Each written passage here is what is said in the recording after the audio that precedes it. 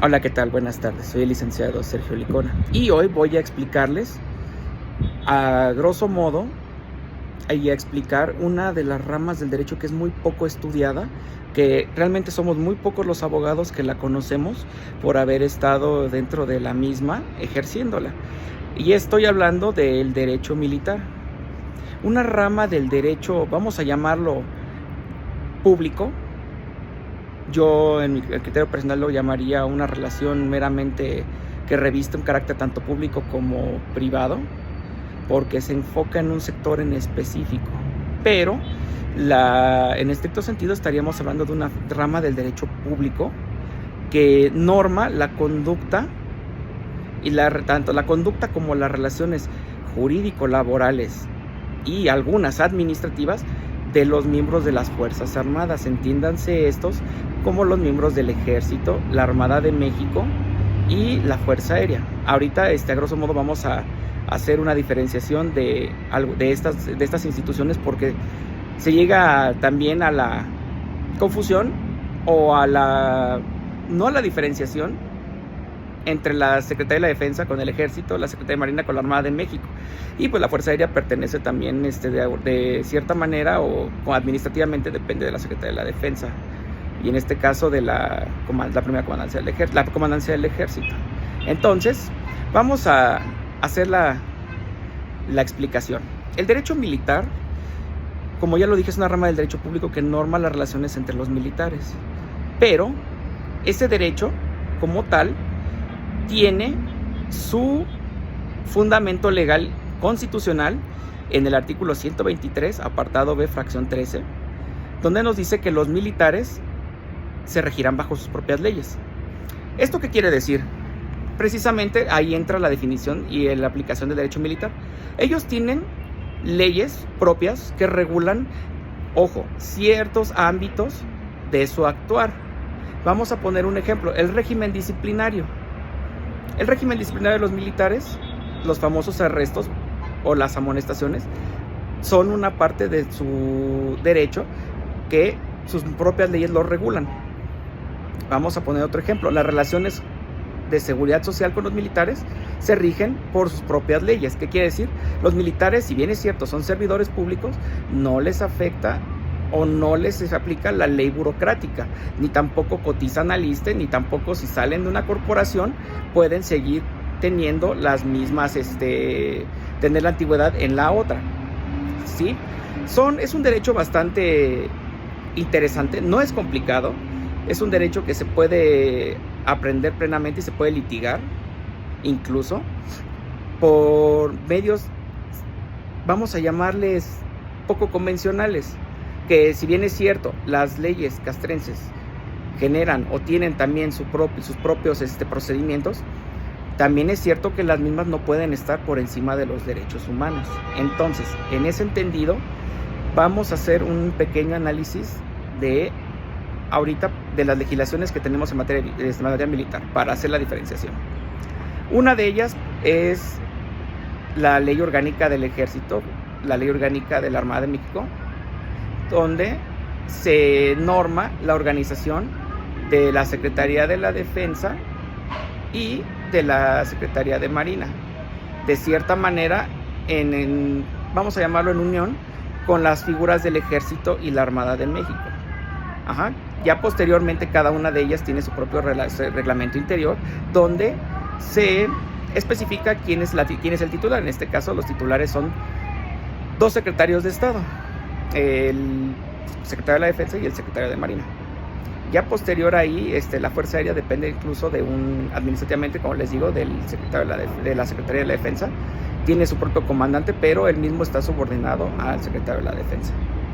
Ahora, vamos a hacer, ya una vez entendido esto, quién es un militar o dónde pertenecen los militares, vamos a entrar directamente, a grosso modo, a la aplicación de la ley. En este caso voy a hacer un pequeño énfasis para aplicado directamente al litigio. Como recordaremos en nuestras clases de amparo, para que podamos llegar al juicio de amparo, salvo casos excepcionales, hay que agotar el principio de definitividad. ¿Qué quiere decir? Los medios de defensa ordinarios o que las leyes los contemplen para poder acceder a la justicia de la Unión. Sin embargo, la materia militar, ahorita tocando el tema del amparo, es muy ambigua en cuanto a medios de defensa. De hecho, la normatividad castrense tiene muchas lagunas legales en todos ámbitos. Entonces, tomando en consideración esto, los litigantes que tenemos experiencia en esta materia, tomamos como referencia el principio el principio de relatividad. Voy a ponerles un ejemplo. Cuando nosotros queremos impugnar, nos llama un militar de cualquier corporación y nos dice que derivado de un procedimiento, fíjense, aquí es donde voy a hacer un énfasis de la relación que tiene con otras ramas del derecho, en este caso con el derecho administrativo.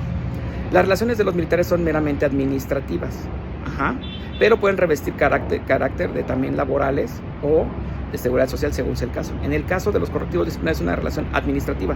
La retención es un arresto administrativo. Ojo, la misma ley castrense te dice cuáles son los supuestos en los que un militar puede encuadrar esta figura. Más bien no la figura, sino puede encuadrar en un supuesto para poder ser acreedor a un correctivo disciplinario. Entiendas esto como una amonestación, un arresto y por decir algunos. Una vez que entendamos esto, cuando un militar es arrestado, vamos a hacerlo por una inspección o por un acto administrativo previo, no por facultad del superior en ejercicio de su jerarquía, porque los correctivos disciplinarios pueden ser impuestos de varias maneras. Una de ellas es directamente un superior jerárquico a un subordinado por encuadrarse en alguna de las figuras que maneja el catálogo de faltas de la respectiva dependencia. En este caso, el catálogo de faltas del Ejército o de el catálogo de faltas de la Armada de México. Una vez que entendemos esto, el superior tiene la facultad de encauzar la disciplina. Superiores jerárquicos llamamos aquellos que ostentan un grado de cabo en ambas corporaciones hasta un general de división en el Ejército y Fuerza Aérea y un almirante en el caso de la Armada de México. Eso sería una forma de imponer un correctivo disciplinario. El segundo es a través de resolución de un organismo disciplinario o que él mismo devenga de una investigación. En este caso, vamos a tomar en contexto aquí que el correctivo de tu militar fue impuesto en una investigación.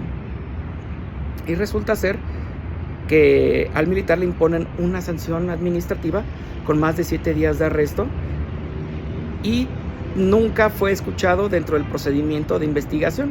Vamos a suponer que al militar le adjudican un robo o algo más sencillo. No encausa la disciplina en algún establecimiento castrense.